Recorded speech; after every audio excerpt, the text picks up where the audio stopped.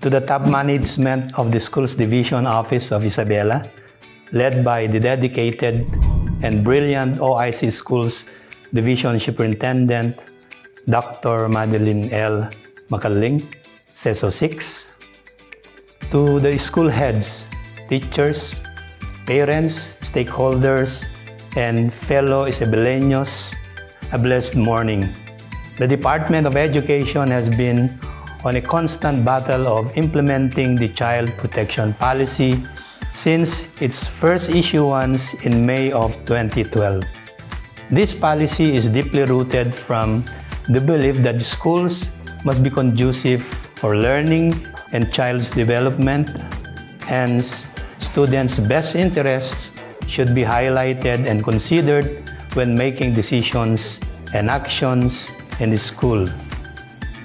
Like parents and guardians who have parental authority, teachers and learning facilitators are now expected to take care, nurture, and protect students under their care. As an institution filled with compassionate and dedicated teachers, the Tumawini National High School has completely embraced the implementation of child protection policy and has bannered its campaign against all forms of abuse and violence in school. The creation of a school committee on child protection ensured that there are key people involved in protecting students' rights and welfare, although classroom and subject teachers were fully aware of their duties and right responses towards students.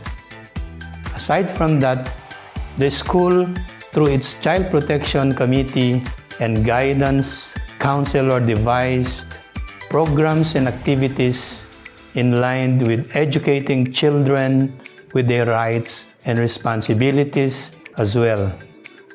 Through this, children have become more aware of their rights, which is the first step towards battling all forms of threatening circumstances.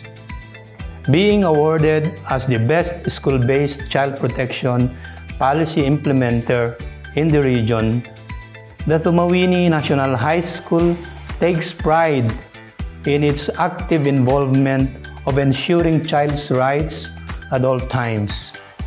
With the understanding that discipline does not come with corporal punishments and violence, we have built a safe space where learners could grow faster and reach their maximum potential. This award encapsulates our efforts through the years to protect our children from violence, to maintain a conducive learning environment free from discrimination, neglect, and maltreatment, and to gear towards a right-based education. This recognition also proves that the policy is not just a piece of paper, but the living covenant of our sworn duty of protecting and nurturing students at all times. Our story of success is a victory towards ending the recurring problems on school violence and abuse. It is a constant reminder that child's rights should be prioritized, and schools are on the forefront of this endeavor. May we always be committed with our never-ending roles as educators and protectors of child's rights. Once again, a pleasant morning.